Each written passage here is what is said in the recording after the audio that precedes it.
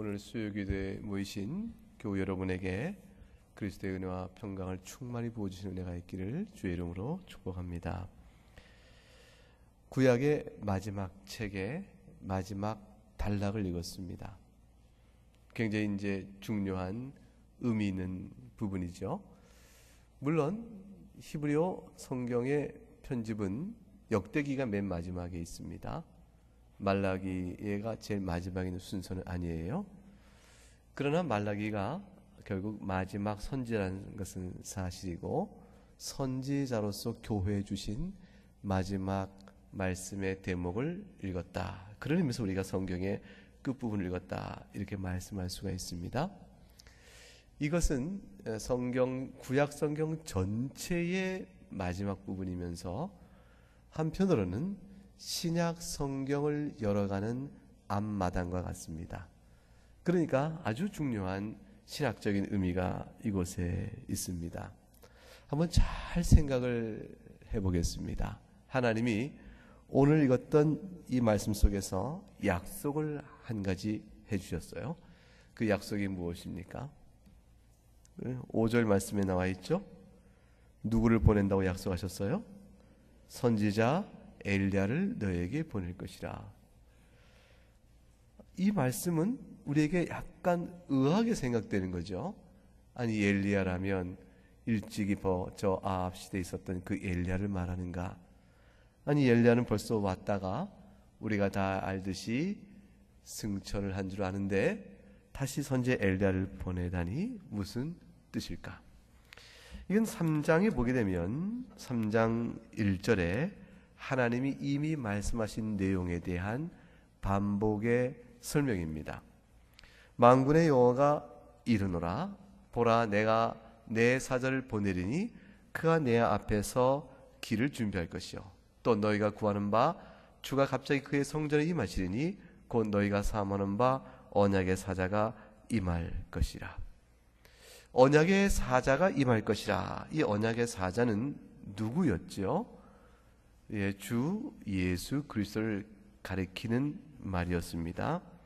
왜냐하면 이 언약의 사자는 너희가 구하는 바 주가 갑자기 그의 성전에 임하시리니 곧 너희가 사모하는 바 언약의 사자가 임하실 것이라. 이렇게 되어진 표현 속에서 언약의 사자는 곧 주님입니다. 아무에게나 주님 그렇게 하지 않죠. 하나님, 그분에게 주님이라고 합니다. 더군다나 그의 성전에 임하시리나 이렇게 되어 있어요. 그 성전을 자신의 성전이라 했으니 언약의 사자는 하나님의 성전은 하나님의 성전이므로 그걸 자신의 성전이라 하였으므로 언약의 사자는 곧 보통의 사람이 아닌 것을 금방 알 수가 있습니다. 결국 언약의 사자는 누구냐면 하나님으로 이 땅에 오신 예수 그리스도라는 사실을 알 수가 있죠. 그러면 말라기 3장 1절 처음에 나오는 보라, 내가 내 사자를 보내리니 그가 내 앞에서 길을 준비할 것이라. 하나님의 길을 예비하도록 미리 보내시는 그 사자는 누구를 가리키는 말일까요? 세례 요한입니다. 세례 요한에 대한 이 말씀은 우리가 금방 이해할 수 있어요. 왜냐하면 이사야 40장 3절 말씀에 이미 하나님께서 외치는 자의 소리여 너희는 광야에서 여호와께서 오실 길을 예비하라 했습니다. 이 이사야 40장 3절 말씀을 세례 요한이 그대로 이용해서 요한복음 1장 23절에 자신을 가리켜 나는 선지자 이사야의 말과 같이 주의 길을 곧게 하라고 광야에서 외치는 자의 소리로라 하니라 그랬습니다.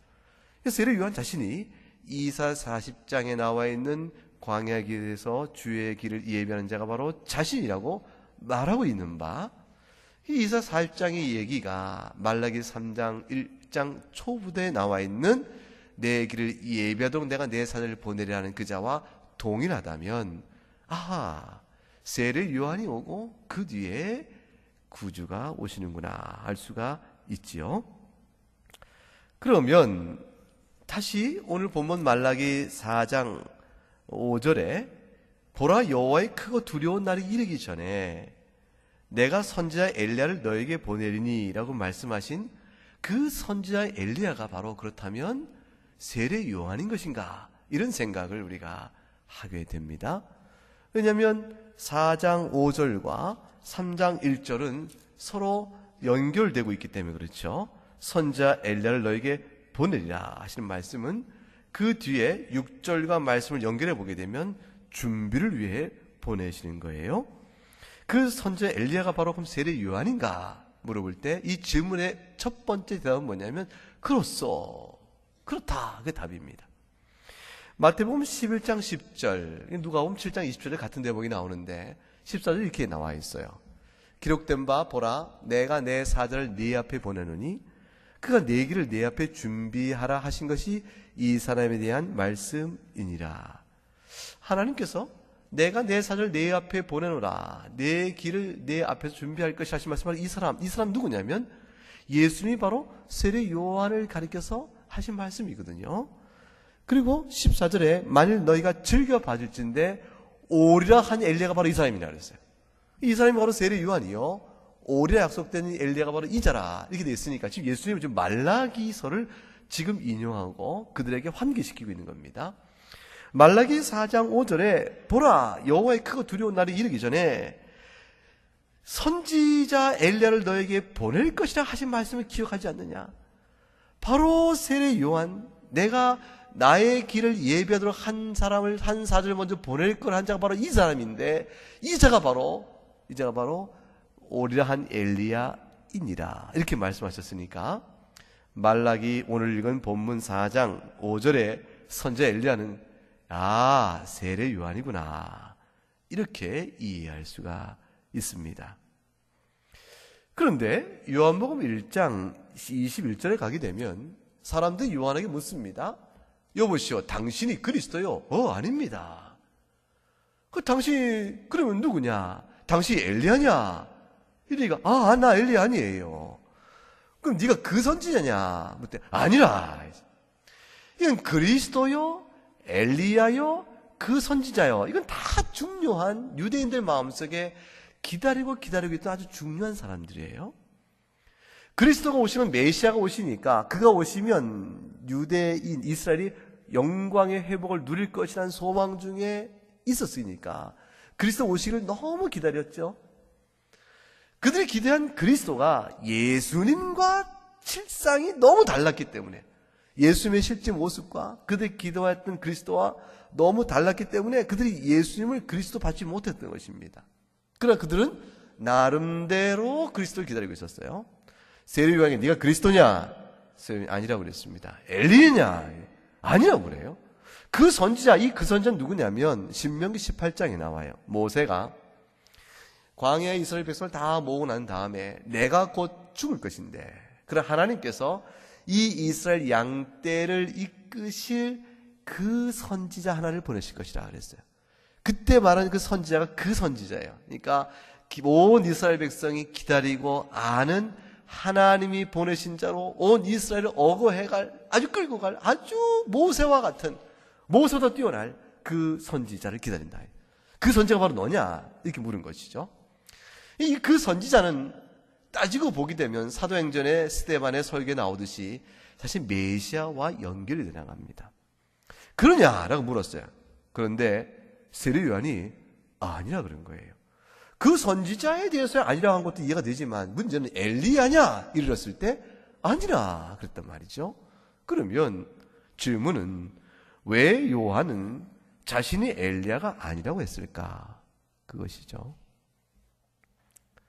그것은 세례 요한을 예수님께서 오리라 한 엘리야가 바로 그 사람이니라 이렇게 말함으로 세례 요한과 엘리야를 연결시키셨던 예수님의 참뜻이 무엇인가를 이해하는데, 세례 요한이 나는 엘리야가 아니라는 말을 통해서 큰 도움을 받습니다. 세례 요한이 나는 엘리야가 아니라고 하는 데는 이런 뜻이 있는 거예요.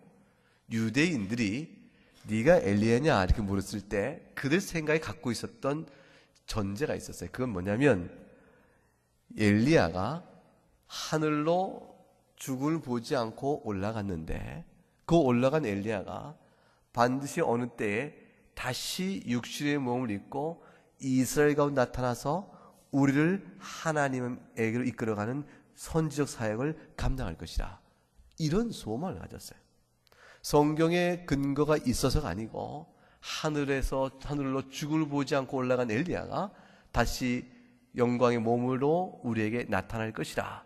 육신 가운데 다시 나타나 우리에게 하나님의 말씀을 전해줄 것이라. 이러한 엘리야 선지 사역에 대한 사역적 부활이죠.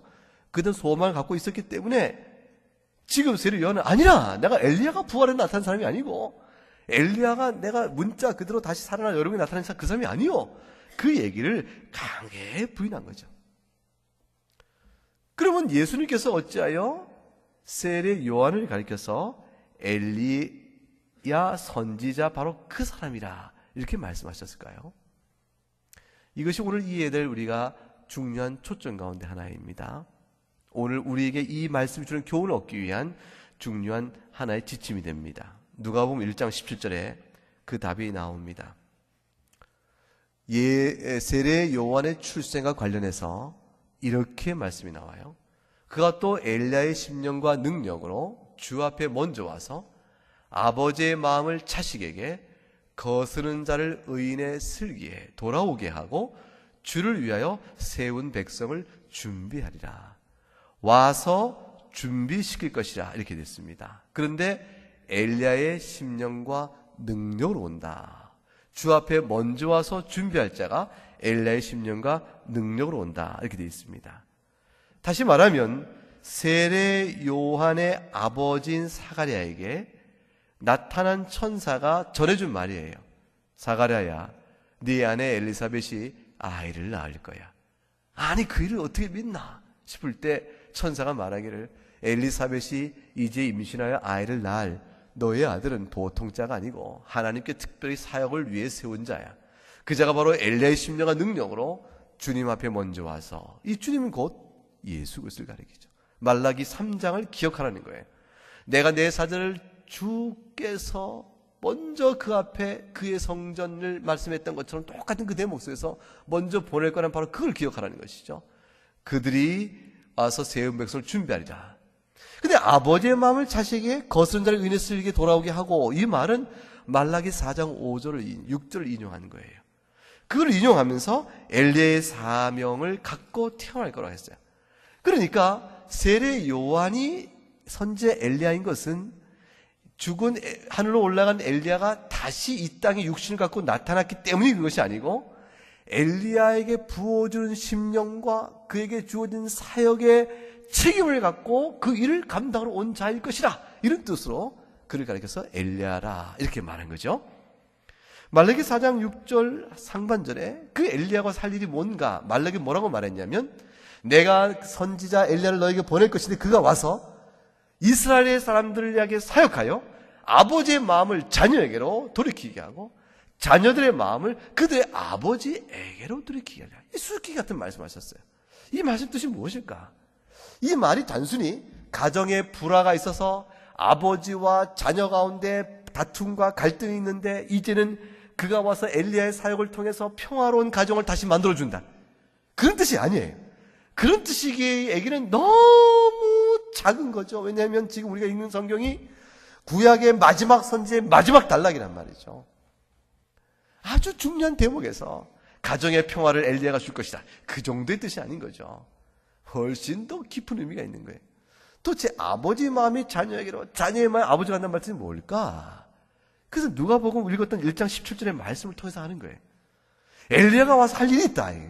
아버지의 마음을 자식에게, 아하, 자식의 마음을 아버지에게, 이렇게 되는구나. 그런데 그 다음에 해설이 나와요.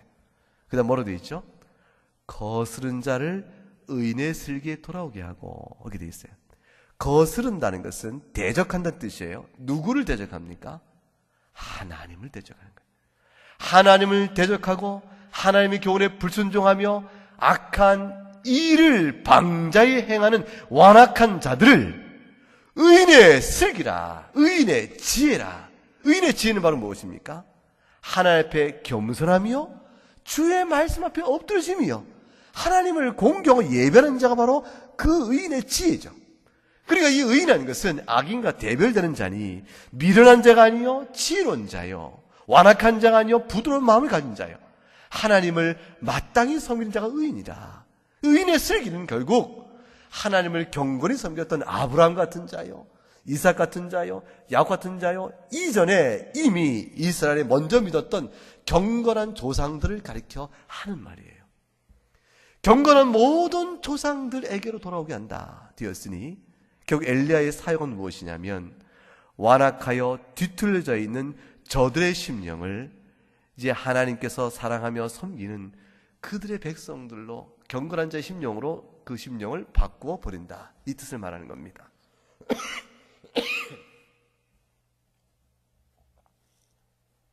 그러니까 엘리야 사역은 회개케 하는 사역입니다. 돌이키게 하는 사역이에요. 패역한 이스라엘 백성들을 다시 경건한 믿음의 사람들로 바꾸어 버리게 하는 사역. 그걸 위해서 돌이키라. 천국에 가까웠느니라. 회개하라. 그 사역을 하기 위하여 엘리야를 보낸다. 이런 뜻이죠. 과연 세례 요한이 이 땅에 하신 사역이 뭐예요? 세례 요한의 사역은 오직 한 가지였으니 회개의 선포였습니다. 저들을 돌이키는 일이었어요.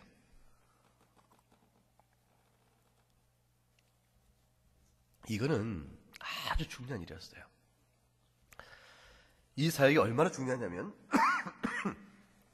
말라기 마지막 때서 육적 아브라함의 혈통인 이스라엘을 통해서 하나님 나라를 세우실 하나님의 모든 노력을 마지막 선지를 통해서 마무리를 하시면서 하나님이 중요한 한 마지막 말미 한 말씀을 딱 붙여놓으셨습니다. 그게 4장 6절 하반절의 말씀이에요.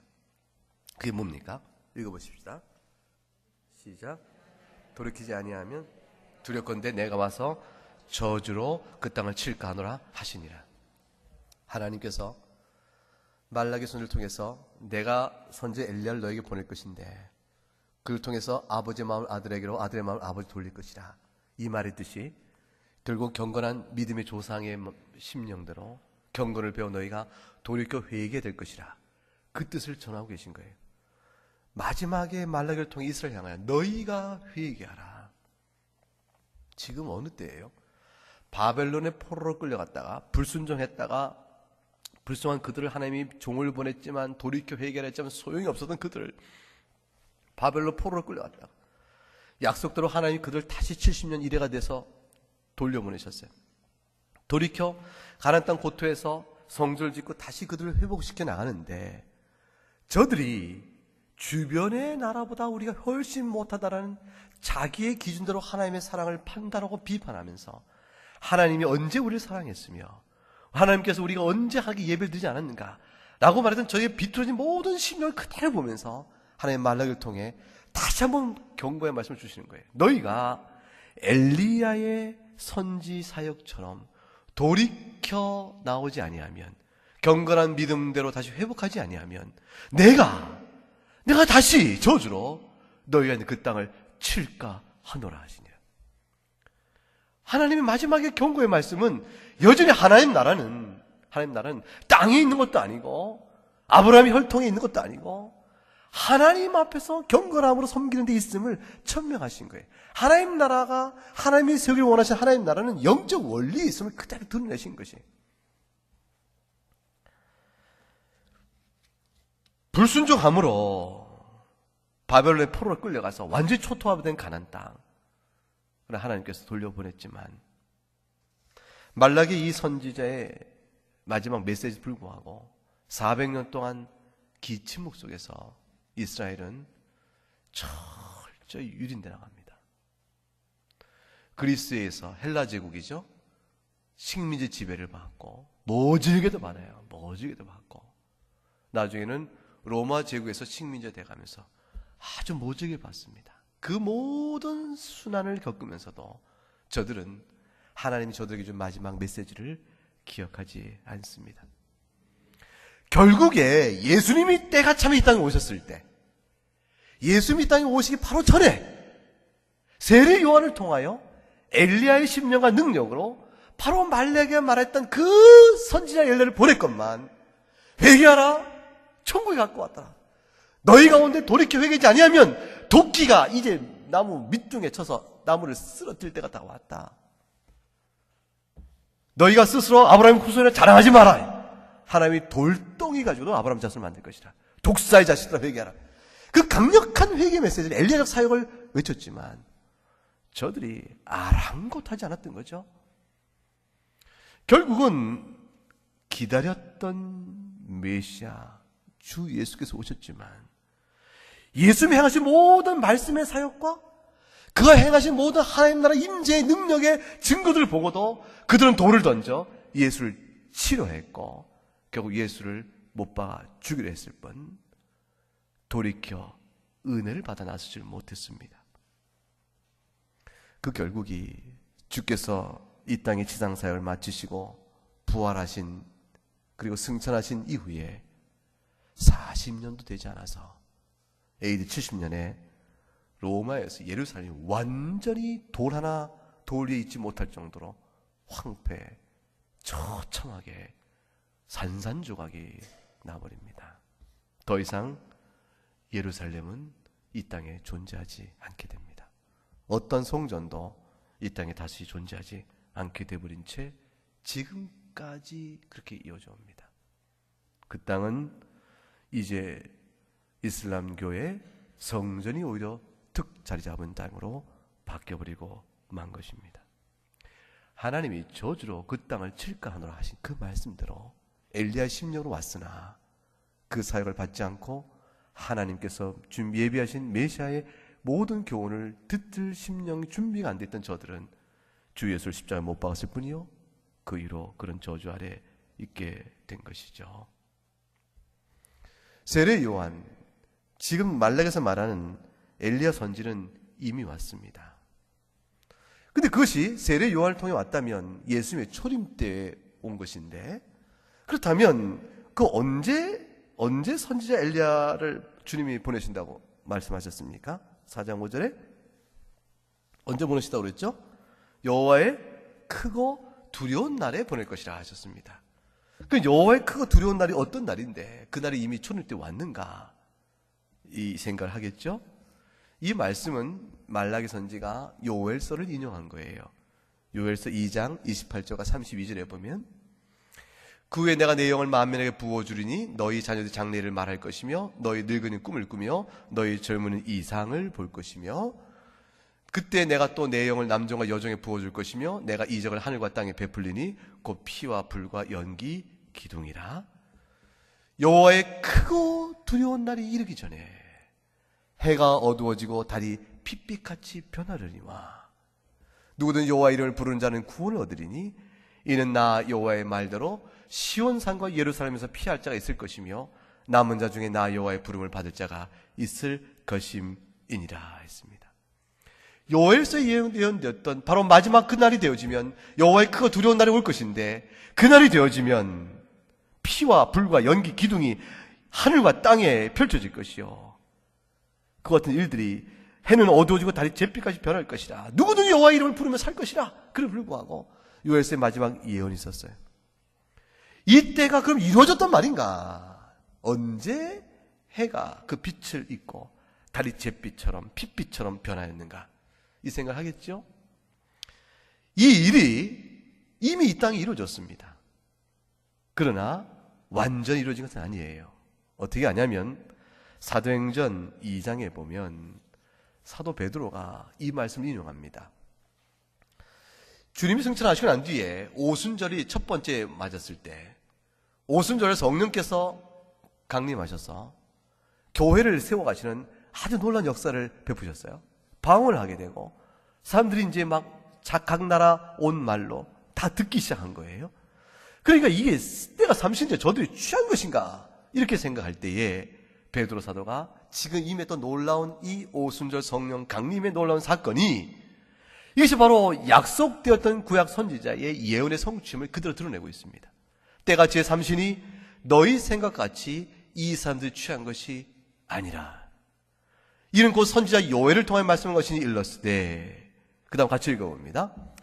하나님이 말씀하시기를 말세에 내가 내 영을 모든 육체에 부어주리니 너희 자녀들은 예언할 것이요 너희 젊은이들은 환상을 보고 너희 늙은이들은 꿈을 꾸리라. 18절 그때에 내가 내 영을 내 남종과 여종들에게 부어주리니 그들이 예언할 것이요 또 내가 위로 하늘에선 기사를 아래로 땅에선 징조를 베풀리니 곧 피와 불과 연기로다. 주의 크고 영화로운 날이 이르기 전에 해가 변하여 어두워지고 달이 변하여 피가 되리라. 누구든지 주의 이름을 부르는 자는 구원을 받으리라 하였느니라. 요엘서 2장의 말을 그대로 사도 베드로가 인용하여 약간의 변화를 주어서 그 말씀이 성취된 것이라 그랬어요. 그 방언을 통해서 각 나라의 족속의 사람들이 자기 나라 말로 알아듣게 되어진 이 일들은 계시의 사건임이에요. 바벨 탑을 쌓아 각 나라의 방언으로 말이 대화가 소통되지 않으면서 하나님의 계시의 말씀이 닫혀버렸던 저주의 순간이 끝나버렸음. 일제기 창세기 11장을 생각해 보세요. 그것이 이제 해소되어 버렸다. 그 다음에 하나님께서 저주와 이스라엘 백성에게 내가 너에게 저주하리니 방언으로 너희가 알아듣지 못하는 말을 주므로 내 뜻을 밝힐 것이다. 하나님 계시의 말씀이 알아듣지 못하는 말로 오니까 이스라엘 백성에게 전해지지 못합니다. 그 저주를 해소하겠다는 뜻이에요. 원초적인 죄로 인한 저주와 바벨탑 사건과 이스라엘 백성이 불순종으로 말미암아 하나님 뜻을 알아듣지 못하는 후에 있어의 저주, 이 두 가지 저주가 다 해결돼 버린, 그래서 하나님 말씀이 선포되어지고 듣는 자가 있어져 버리는 그 놀라운 은혜의 때가 이미 이루어졌다, 이렇게 선포한 거예요. 그런데 베드로사도 이 선포가 요엘서 성취라고 말하지만 우리가 알고 있는 일 중에 성취되지 않은 게 있어요. 그게 뭡니까? 주의 크고 영화로운 날로 했는데 두려운 날로 표현했던 말이 영화로운 날로 바뀌었죠. 그렇게 되면서 이루어지는 해가 변하여 어두워지고 달이 변하여 피가 되어버리는 그것, 피와 불과 연기가 땅과 하늘에 퍼져가는 이 무서운 변화들, 이 일들은 아직 초림 때는 이루어진 것이 아닙니다. 그러면 중요한 내용을 우리가 알 수가 있죠. 세례 요한이 오므로 예수 그리스도 초림 때 예비한 자가 있듯이 아직 이 요엘의 예언이 다 성취된 것은 아니니 따로 주님의 재림 때와 맞물려 다시 엘리야 선지자 역할을 하는 일들이 있게 될 것이라, 그 사실을 알 수가 있죠. 그러면 엘리야 사역은 초림 때 있을 뿐 아니라 재림 때도 있는 것이요, 재림 때만 있을 뿐 아니라 항상 주께서 언제 오실지 모르는 그때마다 엘리야의 사역은 계속적으로 있어 왔다, 이렇게 얘기할 수가 있어요. 지금도 엘리야 사역은 있어 오고 있는 것이요, 앞으로도 계속 있다가 주님 재림 직전에는 분명한 확고한 더욱더 선명한 사역들이 있게 될 것입니다. 그 사역은 항상 이것을 얘기하는 것이에요. 말라기서 4장 4절 말씀대로 너희는 내가 호렙에서 온 이스라엘 위하여 내 종 모세의 명령 법 곧 율례와 법들을 기억하라. 하나님의 율례대로 살아가길 소망하는 그 마음이 부드럽고 마음속에 열망하여 주의 구원의 은혜를 찬송하고 노래하는, 그래서 하나님 법도를 사랑하고 순종해가는 아주 아름다운 성도들의 모습들이 일어나도록 사역하는 일들이 있게 될 것이라, 그것이죠. 이 일들을 이루지 못하면 반드시 심판을 받습니다. 예수님이 변화산에서 변한 사건이 있어요. 예수님이 변화산에 변화하실 때 그때 등장했던 두 사람이 있습니다. 누구죠? 모세하고 엘리야입니다. 아주 중요한 의미가 있어요. 말라기 4장에서 모세를 얘기합니다. 그리고 4장 5절에서 엘리야를 얘기하셨어요. 이거 다 예수 그리스도와 관계된 일이에요. 주님이 오셔서 회복할 하나님 나라는 어떤 나라죠? 모세를 통해 이미 말씀하셨던 하나님의 법도가, 규례가, 율례가, 그 율법이 무엇인지를 마음에 담고 하나님을 영원롭게 하며 그건 살아가기 소망하는 자, 그것이 바로 하나님 나라 통치의 영적 모습입니다. 그걸 이루는 게 하나님 나라예요. 그 나라에 이룰 수 있도록 계속 우리 심령에 말씀으로 사역하고 깨우치고 돌이키는 사역이 바로 엘리야 사역이에요. 그 모세를 통해 하나님 나라가 어떤 것을 보이신 것이고, 모세의 법을 통해서 하나님 나라의 영적 원리가 무엇인을 보이신 것이고, 그것이 이루어질 수 있도록 계속 환기시키는 사역이 엘리야 사역이니까, 이 모든 걸 통해서 한편으로는 정죄의 사역이 있고 한편으로는 소홀하게 은혜 받은 자의 열망이 있어요. 모세의 율법과 엘리야의 사역이 완악하며 불순종하는 영원한 정죄의 사역으로 비춰질 것이요, 주 안에 구원받은 자에게는 엘리야 사역은 회개의 마음 나오게 하며, 모세의 율례는 내가 지켜야 될 성도의 마땅한 규범으로서 감사의 법칙으로 모세의 율법이 들어오기 시작합니다. 그래서 모세의 법은 하나님 나라의 모든 성도 속에 역사하는 성도가 마땅히 하나님께 찬미 드려야 될 감사의 규칙이에요. 이 둘로 나눠지는 것입니다. 이제 예수님 초림 때에 엘리야가 왔으나, 마태복음 17장 11절과 12절에 얘기하신 대로 엘리야가 먼저 왔으나, 17장 보세요. 마태 17장 거기인데, 엘리야가 왔으나 사람들이 알지 못하고 임의로 대우하여 결국 인자도 십자가에 못 박은 것처럼 주님 재림 때까지 이어진 엘리야 사역을 사람들이 다 거부해버리고 재림에 있기 전에 하나님 돌이키기 위하여 그렇게 강력한 말씀의 사역으로 세상에 울리게 하여도 저들에게는 하나도 들리지 않는 일들이 마지막 날에도 있게 될 것입니다. 주님 재림 때에 내가 너희들 가운데 믿음 있는 자를 보겠느냐 하셨고, 주님 재림이 임박할수록 적그리스도와 사단의 세력은 더욱더 강력하게 역사할 것입니다. 그러나 부정적 측면 말고 긍정적 적극 측면에서는 주님 재림 때 가까울수록 하나님의 말씀을 전해가는 선교의 역사는 점점 지평이 넓어져 갈 것이고, 하나님의 말씀이 이것이라고 말하는 신실한 신자들도 있어질 것이며, 말씀을 바르게 선포하는 자들도 더욱더 드러나게 될 것입니다. 어둠이 짙어질수록 빛도 밝아지는 것이에요.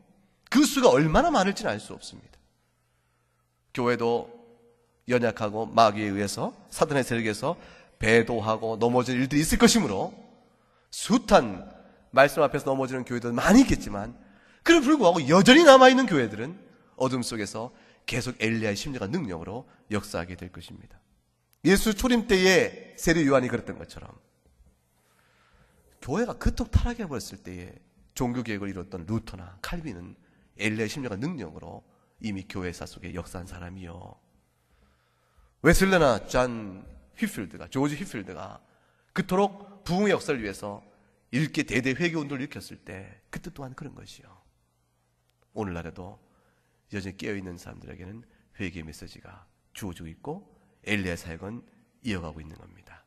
오직 주님을 바라보라. 마라난타, 주가 어서 오십사 하는 주님이 곧 오실 것이라. 그 주의 재림을 바라보고 소망하는 사람에게는 하나님 앞에 예배 드릴 때마다 엘리야를 만납니다. 엘리야를 만나는 사람마다 하나님의 법도인 모세의 율례가 감사의 귀추로 마음에 다가옵니다. 주님 다시 오실 때까지 엘리야 사역은 그래서 계속해 나갈 것입니다. 마침 주님 마지막 날 주님 오실 때 마지막 엘리야가 누가 될지 모르지만 우리 모두는 그와 같이 초림 때 왔으나 끝내 그를 듣지 못했던 자들과 달리 계속적인 하나님의 말씀을 통해서 엘리야 사역을 바라보며 심령을 주 앞에 내어오고 구원의 은총을 노래하는 그 모두가 되어야 할 것입니다. 이것이 말라기를 통해 마지막 주었던 하나님의 말씀이에요. 이 글을 읽는 신약의 모든 성도들에게 지금 우리가 어느 위치에 있는가를 보라는 말씀입니다. 오늘 새벽에 읽는 오늘 말씀 묵상집은 에스겔 36장이었어요. 주님이 에스겔을 통해서 그날이 되면 내가 새 영을 젖어줄 것이요 새 마음을 줄 것이요 굳은 마음을 제하고 부드러운 마음을 주어 저들에게 돌판에 쓰여진 법이 아니라 마음판에 내 법도를 심어줄 것이라 했던 그 일의 성취가 주님 재림 때까지 계속 이어진 엘리야 사역을 통해서 이루어지길 바라는 것입니다. 성령의 은혜로 중생케 된 모든 자들은 그 은혜 가운데 있게 되어집니다. 이것이 신약 성도가 누리는 말할 수 없는 기쁨이요, 복이요, 위로요, 성령의 충만함이라 말할 수 있겠습니다. 자, 우리 함께 찬송하겠습니다. 179장 한번 찬송.